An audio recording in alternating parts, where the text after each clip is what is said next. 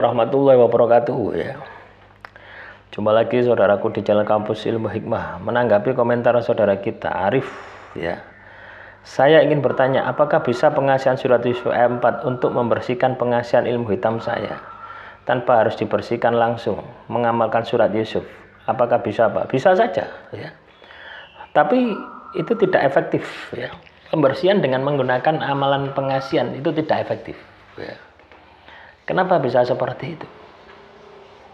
Ya, kurang, ibaratnya powernya itu kurang gitu loh ya. Jadi kalau Anda katakanlah mengamalkan amalan pengasihan ilmu hitam, ya, terus Anda mau membersihkan, pakai ilmu putih yang keras gitu loh. Seperti ayat kursi, surat An-Nas, doa nubuat, nah itu cocok gitu loh. Artinya lebih pembersihannya itu lebih cepat gitu loh ya. Tapi kalau Anda mengamalkan dengan pakai amalan pengasihan ilmu putih, ya bisa saja ya, tapi lambat gitu loh ya. Ibarat ada gunung ya, ada gunung ya. Anda membersihkan dengan yang keras ya, ilmu putih yang keras yang sifatnya untuk pembersihan. Itu Anda seperti bawa bego ya. Apa kok traktor itu loh ya, yang sekali keduk itu satu dump truck gitu loh. Tapi kalau Anda pakai amalan pengasihan, itu seperti Anda bawa pacul, cangkul. Prosesnya lama. Jadi seperti itu. Ingin ganti amalan yang awalnya ilmu hitam diganti ilmu putih tanpa dibersihkan, ya nggak bisa ya. Akan terjadi benturan tadi gitu loh ya. Ini pertanyaan yang sama ya. Akan mengamalkan ilmu hitam ya. Loh gini teman-teman ya, ketika kita mengamalkan ilmu hitam, otomatis perilaku kita itu menjadi hitam. Ya, sifat watak karakter kita sudah tercemar. Nah ini butuh proses yang panjang untuk membersihkan ini. Makanya ketika Anda habis mengamalkan ilmu hitam, sudah pertama adalah tobat. Pakai amalan yang keras, ayat kursi, doa nubuat, terus apa lagi? Yang keras ya. Lu ya. Surat Al-Zalzalah ya dibersihkan secara totalitas plus puasa. Ya. Plus puasa, minimal puasa bila ruh gitu. Anda bisa langsung mengamalkan amalan pengasihan ya, tapi prosesnya akan lama gitu loh ya. Karena bagaimanapun juga ketika Anda mengamalkan amalan pengasihan ilmu hitam tadi, ini kan sudah mendarah daging di dalam diri Anda. Walaupun Anda tidak berhasil. Anda pindah amalan karena Anda tidak berhasil. Tapi ilmu hitam yang sudah Anda amalkan, ini sudah mempengaruhi karakter Anda. Sudah mendarah daging di dalam diri Anda. Ya, harus dibersihkan secara totalitas. Baru Anda akan berhasil. Terus juga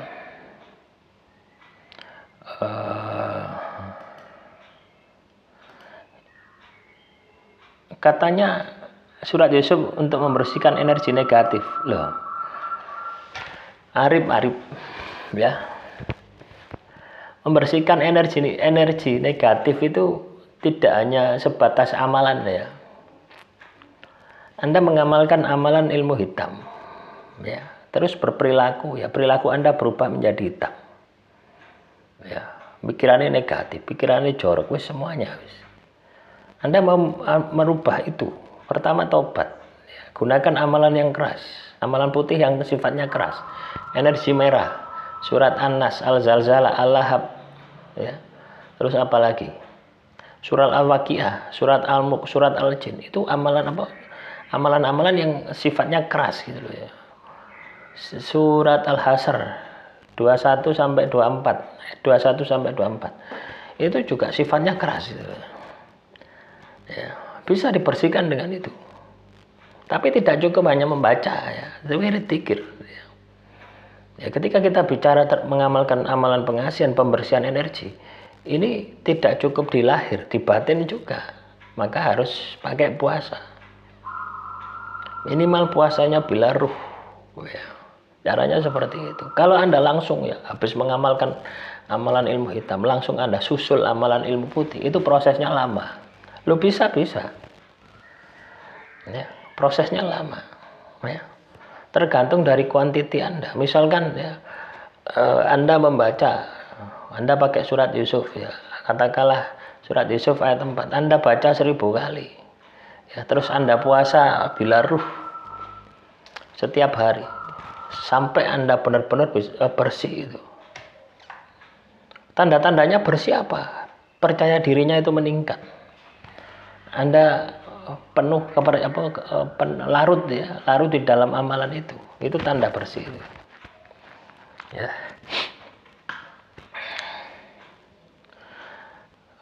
Saudara Kadrun ya, mengamalkan pengasihan yang saya rasakan kenapa di waktu yang nggak menentu. Kadang-kadang kerja tiba-tiba jantung berdesak keras. Tiba-tiba teringat dengan target. Nggak apa-apa, itu adalah gesekan energi gitu loh ya. Artinya saat itu target sedang memikirkan Anda. Ya. Yang harus Anda lakukan adalah netralkan. Ya. Anda bisa tarik nafas ya, tahan, keluarkan pelan-pelan. Itu lakukan terus sampai hilang. Nah, bisa juga Anda sambil baca amalan yang Anda baca. Nah, terus juga menanggapi komentar saudara Kiki Redusa. Saya mengamalkan ilmu hikmah kerejekian untuk seluruh keluarga besar. Dari almarhum kakek saya berkumpul supaya tidak putus silaturahmi.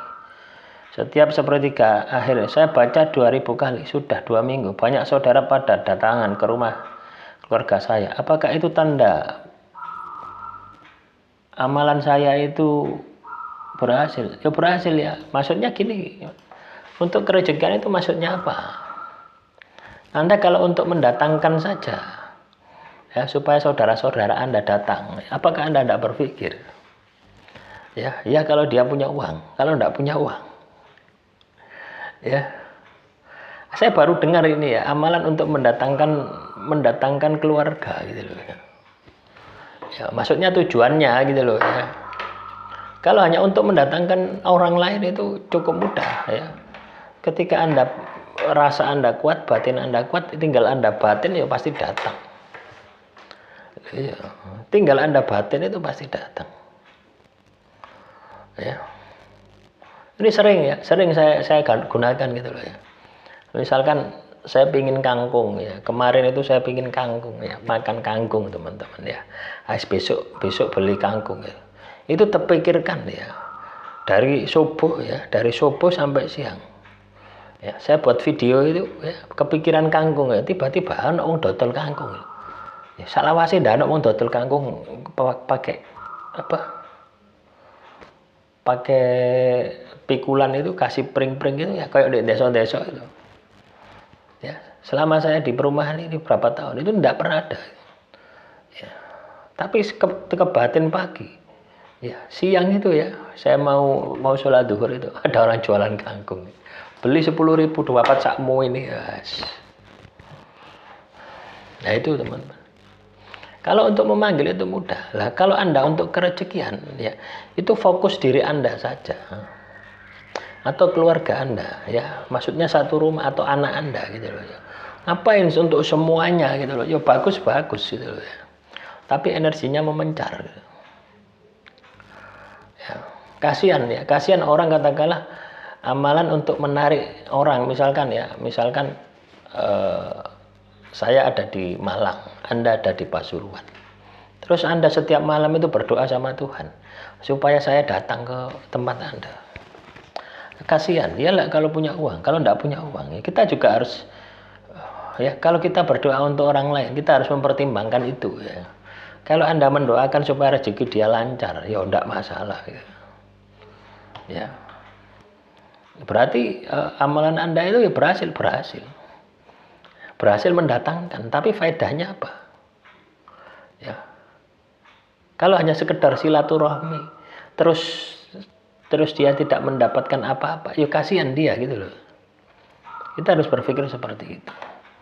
Terus saudara Farhan Kurniawan ya, saya rasakan kalau lagi rapat kepada masyarakat, omongan saya serasa mengandung energi Pak, pada manggut kalau mengasih penjelasan.